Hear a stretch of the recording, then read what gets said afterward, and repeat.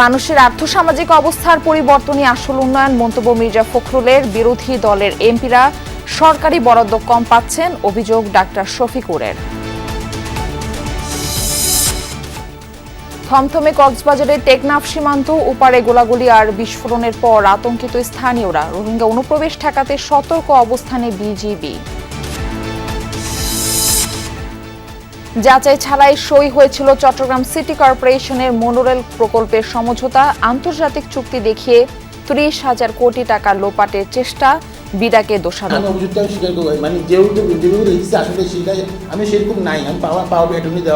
নিয়োগ করার পর থেকে সম্পূর্ণ দায়িত্ব বিডার কাছে চলে গেছে। এটা according to rules, Bangladesh government rules. তো বিডা আলটিমেটলি সেটা কোয়েরি করেছে নিশ্চয়ই।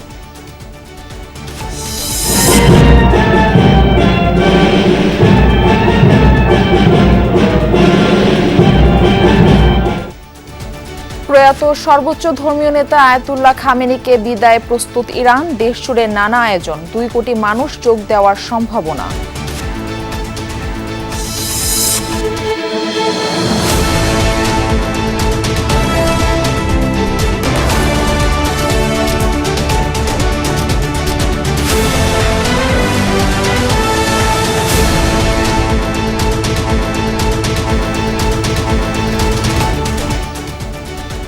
আমন্ত্রণ দুপুরের বাংলাদেশে, আপনাদের সঙ্গে থাকছি আমি মারফি রহমান। এতক্ষণ শিরোনাম দেখছিলাম। শুরুতেই ফিফা ওয়ার্ল্ড কাপের খবর। শেষ মুহূর্তে নাটকীয়তায় ক্রোয়েশিয়াকে ২-১ গোলে হারিয়ে শেষ ১৬ টিকিট নিশ্চিত করল পর্তুগাল। রাউন্ড অফ 32 থেকে বিদায় নিল লুকা মদ্রিচের ক্রোয়াটরা। বিশ্বকাপের নকআউট পর্বে প্রথম গোলে দেখা পান ক্রিস্টিয়ানো রোনালদো। পর্তুগালের পরের প্রতিপক্ষ স্পেন।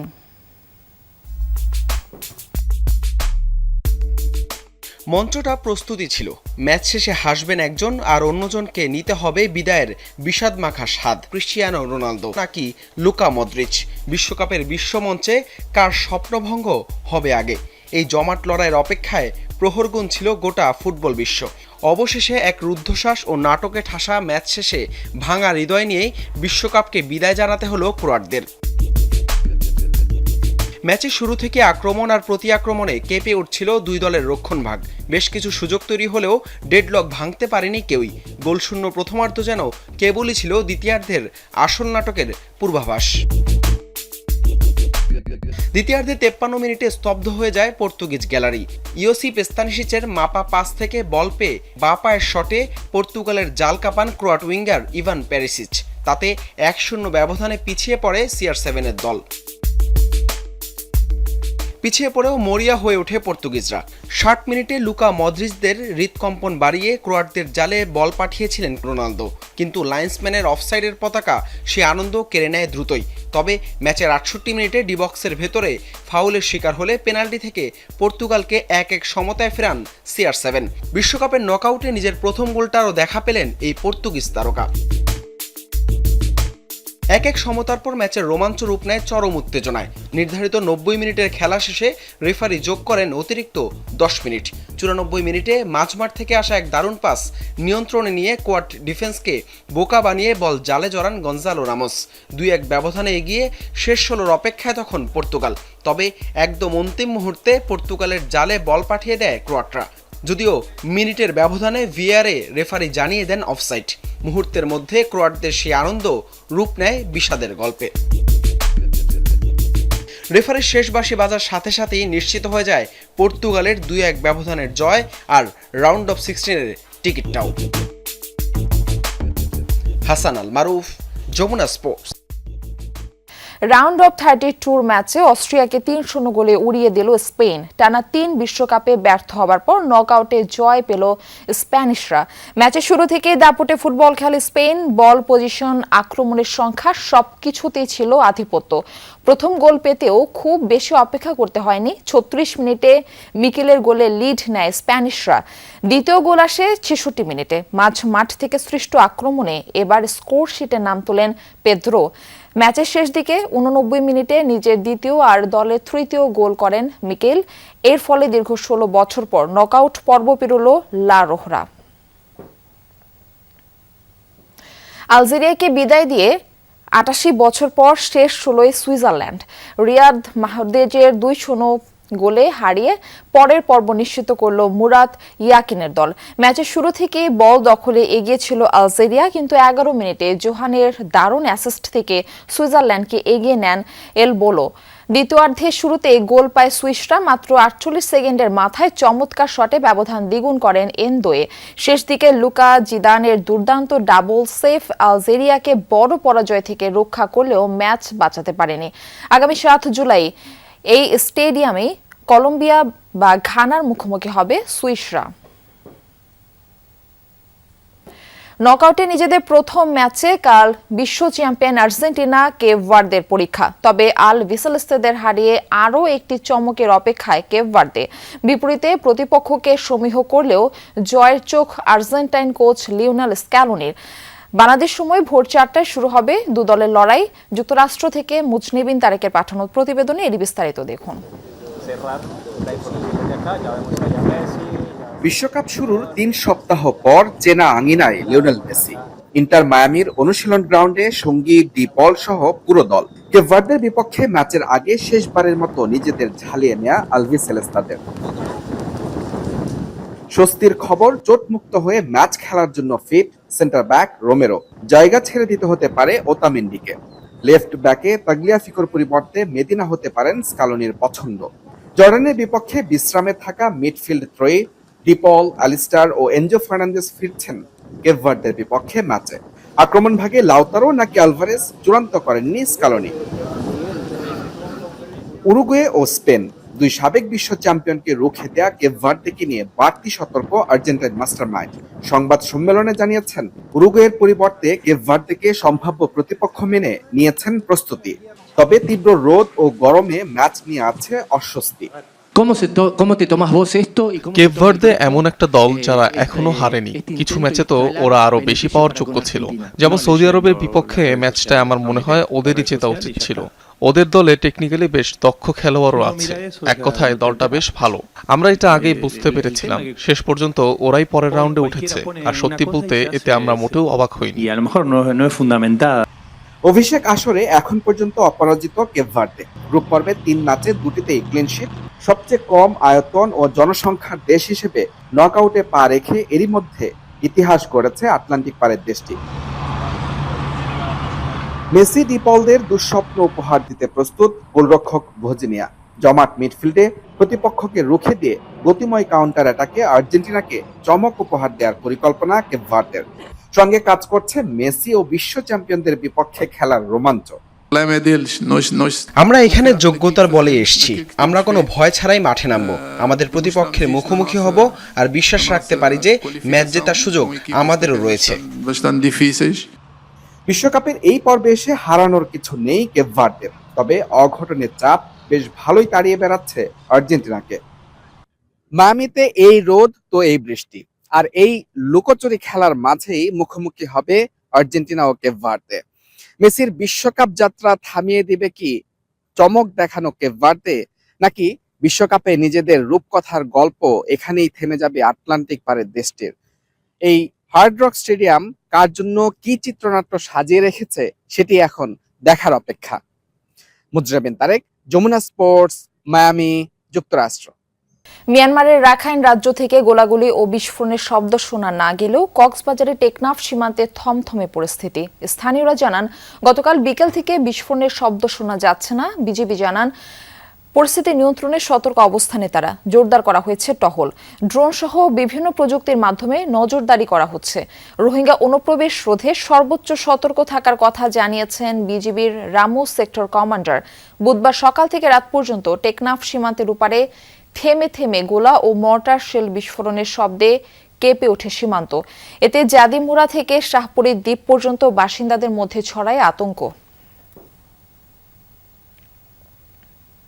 শুধু রাস্তাঘাট নির্মাণ নয়, মানুষের আর্থসামাজিক অবস্থার পরিবর্তন করতে পারাই প্রকৃত উন্নয়ন, এমনটা বলেছেন স্থানীয় সরকার মন্ত্রী মির্জা ফখরুল ইসলাম আলমগীর।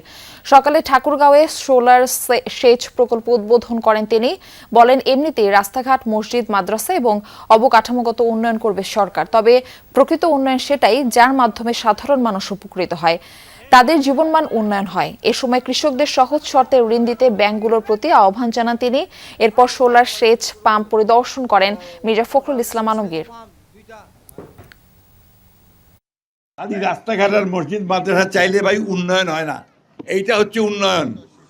নিজের আয় বাড়াইছে, মানুষের আয় বাড়াচ্ছে, এটাই হচ্ছে কাজ।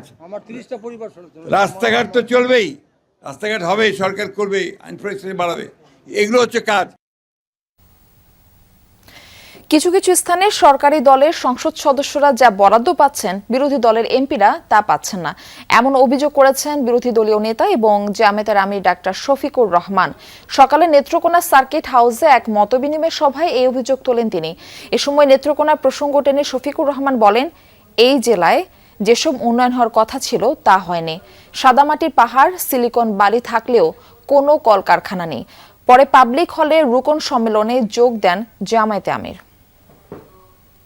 যে সমস্ত এলাকায় বর্তমান সরকারি দলের সংসদ সদস্যরা রয়েছে, সেগুলোকে কিছু দান দেওয়া হয়েছে। সেই সমস্ত এলাকায় যা দেওয়া হয়েছে, বিরোধী দলীয় সদস্যদের ওখানে তা দেওয়া হয়নি। মাত্র একজনের কথায় মুগ্ধ হয়েছিলেন প্রভাবশালী ব্যক্তিরা। পূর্ণাঙ্গ যাচাই ছাড়া সই হয়েছিল চট্টগ্রাম সিটির 30,000 কোটি টাকার মনোরেল প্রকল্পের সমঝোতা স্মারক। সে সময় যেতেই বেরিয়ে আসে বিস্ময়কর সত্য। যাদের নাম ব্যবহার করে চুক্তি হয়েছিল, সেই আন্তর্জাতিক প্রতিষ্ঠান জানেই না এই প্রকল্পের কথা। প্রশ্ন উঠেছে, কিভাবে নেওয়া হয়েছিল এত বড় সিদ্ধান্ত? বিস্তারিত থাকছে আরিফুর রহমান সুপুজির রিপোর্টে। ছবি তুলেছেন জিহাদ ইসলাম।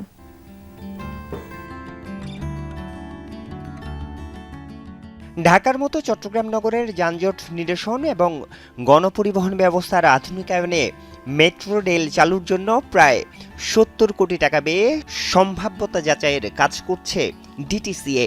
এর মধ্যেই হঠাৎ চট্টগ্রাম সিটি কর্পোরেশন সামনে নিয়ে আসে মনোরেল প্রকল্প।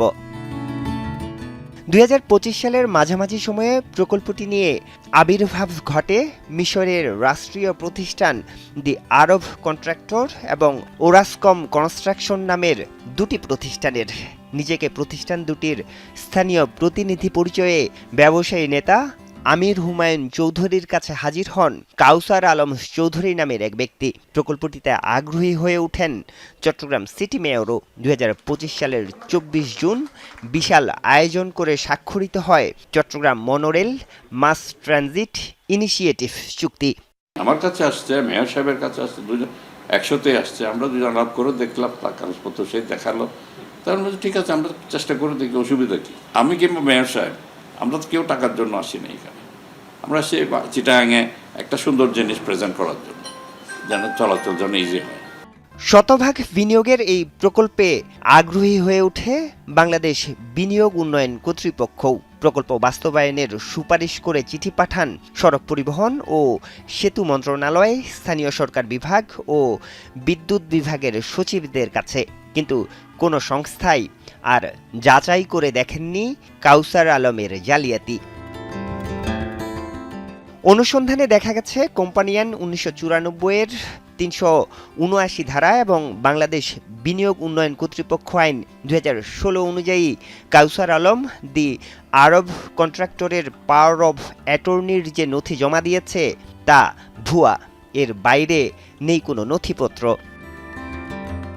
সিটি কর্পোরেশনের সাথে চুক্তিতে দি আরব কন্ট্রাক্টর এবং ওরাসকম কনস্ট্রাকশনের স্থানীয় ঠিকানা দেয়া হয়েছে রাজধানীর নিকুঞ্জের এই 3তলা বাড়িটি। সেখানে গিয়ে দেখা যায় বাসার সামনে প্রধানমন্ত্রী তারেক রহমানকে শুভেচ্ছা জানানো হয়েছে মিশরের সুনামধন্য এ প্রতিষ্ঠান দুটির নাম দিয়ে। কিন্তু স্থানীয় প্রতিনিধি দাবি করা কাউসার এর সপক্ষে কোনো নথি কিংবা প্রমাণ দেখাতে পারেননি।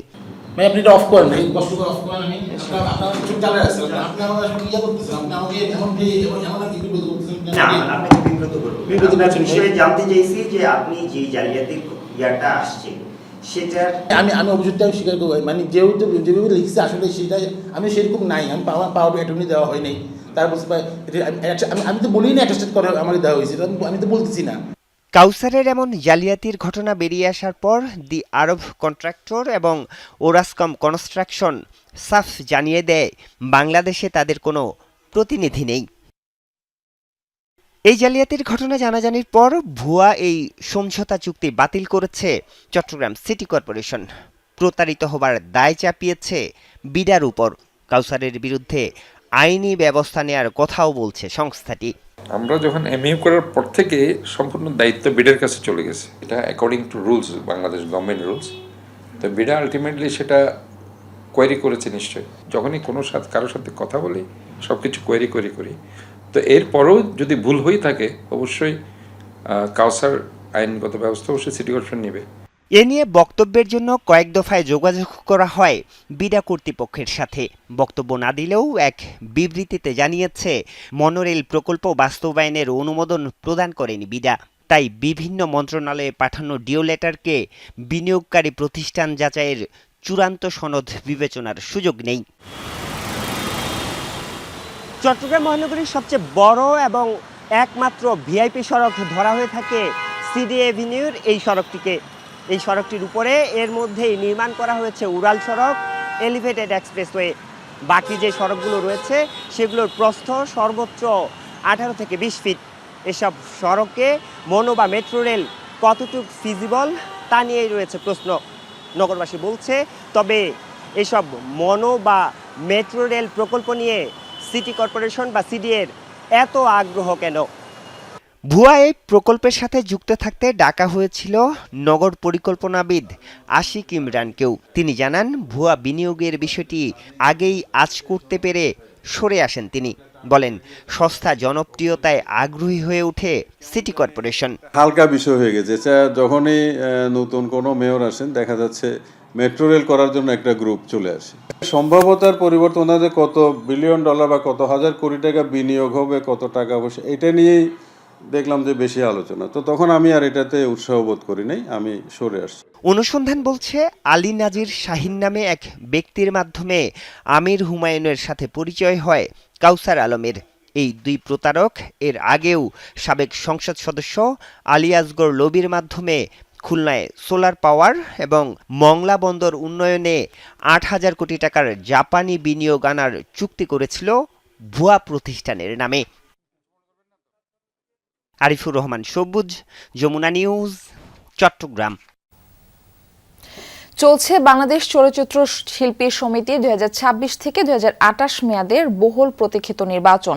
573 জন ভোটার তাদের অধিকার প্রয়োগের মাধ্যমে আগামী 2 বছরের জন্য শিল্পী সমিতির নতুন নেতৃত্ব নির্বাচন করবেন। এখন পর্যন্ত 100-এর বেশি ভোট পড়েছে বলে জানিয়েছেন নির্বাচন কমিশন। এফডিসিতে সকাল 9:30 থেকে শুরু হওয়া ভোট গ্রহণ চলবে সন্ধ্যা 6টা পর্যন্ত। তবে জুমার দিন হওয়ায় বেলা 1টা থেকে 1 ঘণ্টা ছিল নামাজের বিরতি। নির্বাচনকে কেন্দ্র করে সকাল থেকে এফডিসি প্রাঙ্গণে প্রার্থী, ভোটার ও সমর্থকদের উপস্থিতিতে উৎসব মুখর পরিবেশ। নির্বাচনের সভাপতি ও সাধারণ সম্পাদক সহ বিভিন্ন পদে 2টি পূর্ণাঙ্গ প্যানেল এবং একজন স্বতন্ত্র প্রার্থী প্রতিদ্বন্দ্বিতা করছেন। এক প্যানেলের সভাপতি পদে আরমান ও সাধারণ সম্পাদক পদে রুমানা ইসলাম মুক্তি। অন্য প্যানেলে সভাপতি পদে শিবা শানু ও সাধারণ সম্পাদক পদে জয় চৌধুরী প্রতিদ্বন্দ্বিতা করছেন। রাতেই ভোট গণনার পর ফল ঘোষণা করা হবে। আমার অপোজিশন যারা তারা বলেছে যে আমাকে নাকি দরকার ক্যাবিনেটে। যাই হোক, তারপরে ভোট তো অন্ধকার ঘরে দিবে, জানি না কার ভাগ্যে কি আছে, তবে ওয়েট করবো ইনশাল্লাহ রেজাল্ট পর্যন্ত। দুটো যে পরিষদ, আমরা কিন্তু ভাই বোন, আমরা সবাই কিন্তু শিল্পী, এই একই জায়গায়, এই একই এফডিসি। সবাই আসছে, সবার দেখা হচ্ছে, সবাই গল্প করছে, কথা বলছে, তো সবকিছু মিলিয়ে খুব সুন্দর একটা মুহূর্ত যাচ্ছে। সবাই মিলে যদি একসঙ্গে কাজ করি হয়তো বা ইন্ডাস্ট্রির জন্য ভালো কিছু করতে পারবো, সেটার জন্য নতুন নেতৃত্বের দরকার। এই ভোটের পরে কিন্তু সব শিল্পীরা এক হয়ে যাবে। সো আমার মনে হচ্ছে যে একটা নির্বাচন চলছে, ভোটের পরে আবার আমরাই হয়ে যাব। পরিবেশ খুবই ভালো, খুবই সুষ্ঠু। প্রয়াত সর্বোচ্চ ধর্মীয় নেতা আয়াতুল্লাহ আলী খামেনিকে শেষ বিদায় জানাতে প্রস্তুত ইরান। দেশজুড়ে চলছে নানা আয়োজন। কাল থেকে শুরু হবে সর্বসাধারণের শ্রদ্ধা জ্ঞাপন। এরই মধ্যে তেহরান পৌঁছেছেন বিভিন্ন দেশের প্রতিনিধিরা। আনুমানিক 2 কোটি লোকসমাগমের প্রস্তুতি নিচ্ছে কর্তৃপক্ষ। তবে নিরাপত্তাজনিত কারণে বাবার জানাজায় অংশ নেবেন না ছেলে ও ইরানের বর্তমান সর্বোচ্চ নেতা মুজতাবা খামেনি। তেহরানের গ্র্যান্ড মোসাল্লা চিরপরিচিত ময়দানে শেষবার হাজির সর্বোচ্চ ধর্মীয় নেতা আয়াতুল্লাহ আলী খামেনি। তবে কফিনবন্দি, কোনো খুতবা বা রাজনৈতিক ভাষণ দেবেন না, বরং তার এই নিথর মরদেহে শ্রদ্ধা জানাবেন সর্বসাধারণ। বৃহস্পতিবার রাজধানীর ইমাম খোমেনি হুসেইনিয়াতে উন্মোচন করা হয় খামেনির কফিন। প্রথমবার প্রকাশ্যে আসে সর্বোচ্চ ধর্মীয় নেতা, তার পুত্রবধূ, 14 মাসের নাতনি, কন্যা ও জামাতার মরদেহ, যারা যুক্তরাষ্ট্র ও ইসরায়েলের যৌথ হামলায় বরণ করেছেন শাহাদাত। কান্না আহাজারিতে ভারী হয়ে ওঠে পরিবেশ। শীর্ষ নেতাকে হারানো অত্যন্ত মানসিক চাপের বিষয়। এই ঘটনা অনেক বেশি বড় ও বেদনাদায়ক। খুব খারাপ লাগছে। মহান নেতাকে শেষ বিদায় জানাতে যাচ্ছি। আমিও যুদ্ধে বাবাকে হারিয়েছি। মনটা ভারাক্রান্ত, অদ্ভুত অস্বস্তি কাজ করছে। কি করব বুঝতে পারছি না। নিহতদের প্রতি সম্মান জানান বিভিন্ন দেশ ও ধর্মের প্রতিনিধিরা। উপস্থিত ছিলেন ভারত, পাকিস্তান, ইন্দোনেশিয়া সহ 30 দেশের কয়েকটি দল। খামেনিকে সম্মান জানাতে তেহরানে অবস্থান করছেন বাংলাদেশের পার্লামেন্ট স্পিকার অবসরপ্রাপ্ত মেজর হাফিজ উদ্দিন। শনিবার তেহরানের গ্র্যান্ড মোসাল্লা সর্বসাধারণের শ্রদ্ধা নিবেদনের জন্য উন্মুক্ত করা হবে। সপ্তাহব্যাপী চলবে আনুষ্ঠানিকতা। 6 জুলাই তেহরানের প্রথম দফা জানাজার পর খামেনি সহ অন্যদের মরদেহ নেওয়া হবে পবিত্র কোম শহরে। সেখানে আরেক দফা জানাজার পর 8 জুলাই ইরাকে নেওয়া হবে মরদেহ।